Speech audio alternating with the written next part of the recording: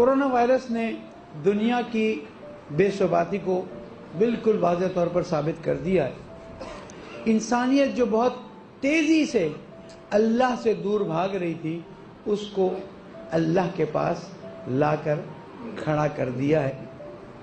जो हमने कुरान मजीद में पढ़ा था, सुना था तारीख़ में कि अल्लाह ताला ने अबाबील के मुंह में एक कंकड़ डाला तो अबरे का लश्कर ख़त्म हो गया। तो उस ज़माने में क्योंकि हाथी बहुत बड़ा होता था, इसलिए अबाबील का कंकड़ भेजा।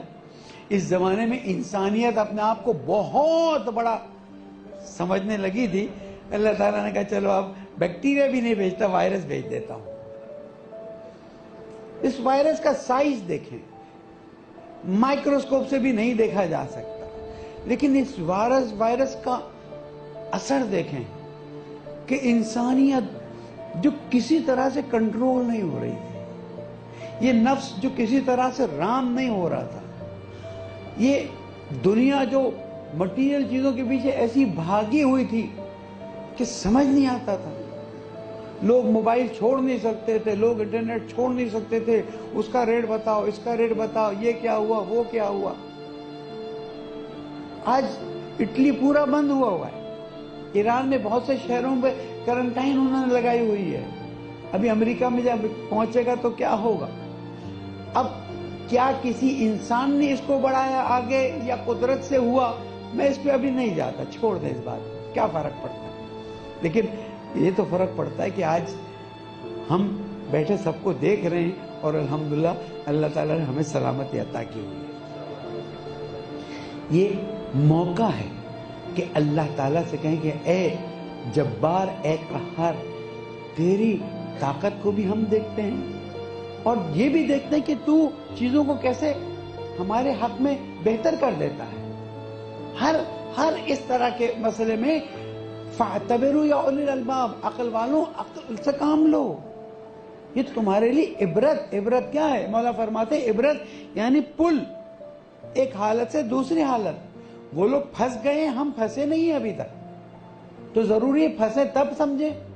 आज समझ ले। एक बहुत अच्छा किसी ने लिखा हुआ भेजा था कि जनाब लोगों के भाग दौड़ के जो मसाइल थे वो सब खत्म हो गए। यानी एक साहब मुझे कहता है कि मसलन साल में 365 दिन है तो तकरीबन 250 या 260 दिन मेरा सफर होता है।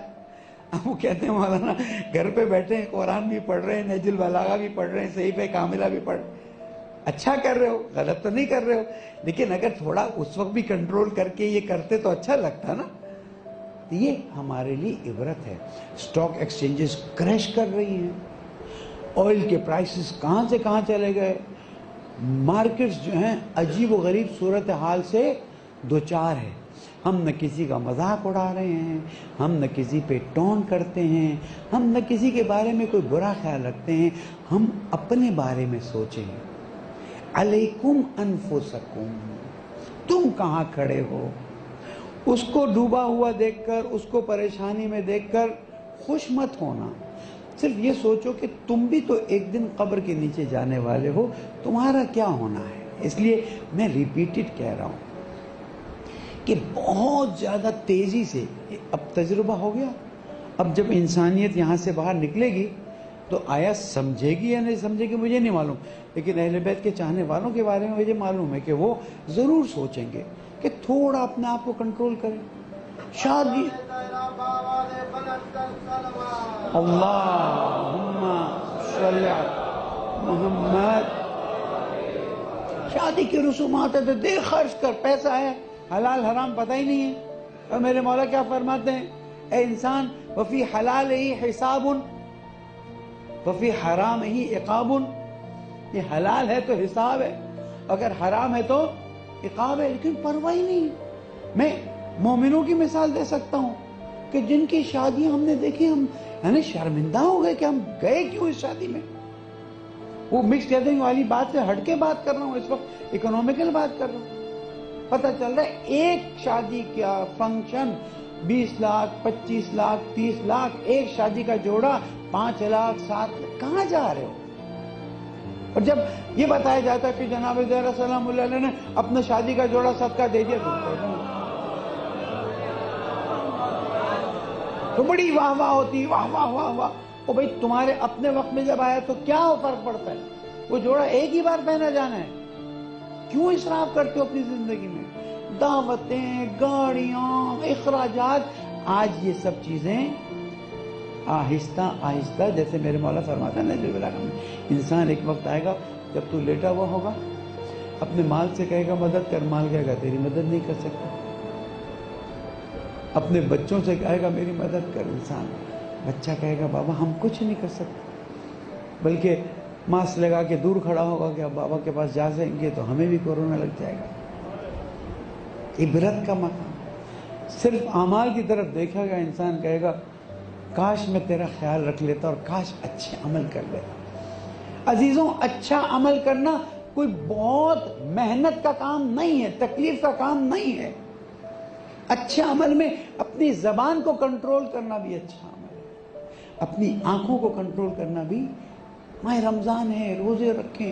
عبرت، میرا کل زور اس بات کا، عبرت حاصل کریں. آج اربوں پتی لوگ کورونا وائرس کی مشکلات سے ڈر رہے ہیں، کچھ کر نہیں سکتے. ہم اللہ تعالیٰ کے فضل سے صحت مند ہیں، شکر ادا کریں، دوسروں کے لیے دعا کریں. تو یہ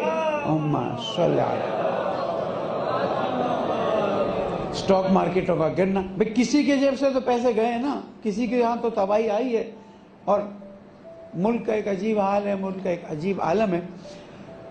میں اس بات کو واضح کر لوں کہ اس کورونا وائرس کی وجہ سے انڈیا میں ہونے والے مظالم بند نہیں ہوئے ہیں. 2 ملک ہیں جو ابھی تک کورونا وائرس میں بالکل نیچے نمبر پر ہے، 0 پہ نہیں ہے لیکن نیچے نمبر پہ ہے. ایک انڈیا، ایک اسرائیل.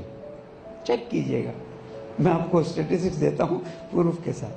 انڈیا میں کل پہلا، جو میرے اطلاع میں ہے، پہلا انسان جو کورونا وائرس سے مرا، کہ جہاں پر لوگ اتنا نزدیک رہتے ہیں وہاں پر اب جا کے کیسے اتنا لیٹ. اور اسرائیل کیسے بچا ہوا، کچھ سوچنا تو پڑے گا. بہرحال اس کو بعد میں دیکھتے رہیں گے. میری ریکویسٹ یہ اس بات کی طرف توجہ کریں کہ اگر پاکستان میں کورونا وائرس پر کوئی انسٹرکشنز دیتے ہیں اس کو فالو کرنا واجب ہے. ایک دفعہ بحث ہو گئی ہماری کچھ نوجوانوں سے کہ ملک کے قانون کو فالو نہیں کرنا چاہیے. میں نے کہا حتیٰ سگنل توڑنا تو شرعاً حرام ہے. مولانا بس آپ تو ہر چیز شرعاً حرام کر دیتے ہیں. میں نے کہا چلو ایسا کرتے ہیں، ہماری بات نہیں پسند نا. آیت اللہ سیستانی کو زمانے میں ان کی تقلید کرتے تھے، وہ صاحب ان کو لکھ دیتے. انہوں نے جواب دیا جو بھی عوام کے فلاحی کاموں سے متعلق چیزیں ہیں ان میں ٹیکس کی چوری یا اس کے خلاف جانا حرام ہے. اب ہمارے مفاد کے خلاف ہو تو ہم کیا کریں؟ کنڈا لگانا حرام ہے.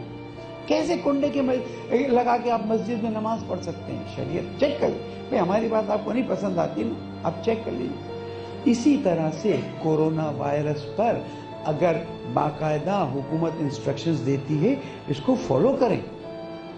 کیوں؟ اس میں آپ کا بھی فائدہ ہے، دوسروں کا بھی فائدہ ہے. یہ جو جذباتی پن میں کہ نہیں جناب کچھ نہیں ہوتا، اگر کچھ نہیں ہوتا تو کم از کم ایران اور عراق میں اتنے لوگ، اتنے مسائل والے لوگ پریشانی میں مبتلا ہوئے کہ نہیں ہوئے. تو امتحان تو پھر آتا ہے تو سب کا ہوتا ہے. ایسا نہیں ہے کہ کچھ لوگوں کو. امتحان جب آتا ہے جو گناہ گار ہیں اگر وہ صبر کریں تو ان کے گناہ معاف ہوتے ہیں، اور جنہوں نے گناہ نہیں کیا ہوا ہے تو ان کو اجر ملتا ہے، اللہ تعالیٰ ان کے درجات بلند کرتا ہے. لیکن یہ کہہ کے کہ جناب نہیں کورونا وائرس سے کچھ نہیں ہوتا، احتیاط نہ کریں، وہ کہہ رہے ہیں ہاتھ دو، ہم ہاتھ نہیں دھوئیں گے، وہ کہہ رہے ہیں یہ کام مت کرو، ہم یہ کریں گے. نہیں، یہ جذباتی پن دین میں. اسلام دین عقل ہے، اسلام دین فہم ہے. قانون کی آپ کہیں جناب کمشنر کی بات کو ہم اپنے پر واجب کر لیں. کمشنر ہو، ہیلتھ ایڈوائزر ہو، منسٹر ہو، میں نہیں جانتا. اگر پاکستان میں کورونا وائرس سے بچنے کے لیے تدبیریں کی جاتی ہیں اور کہا جاتا ہے ان کاموں کو کریں، آپ نہیں چھوڑ سکتے ہیں. میں اس سے آگے بات بتا دوں، اگر آپ نے کوتاہی کی، پچھلے جو میں کہا تھا ایک صاحب کو برا لگ گیا، میں پھر کہوں گا برا لگنے کا میں کیا کر سکتا ہوں؟ یعنی کسی کو برا لگے تو میں چپ ہو جاؤں؟ یہ نہیں ہو سکتا. آپ چھوڑ دیں، آپ، میں اپنی بات کرتا ہوں. چھوڑیں.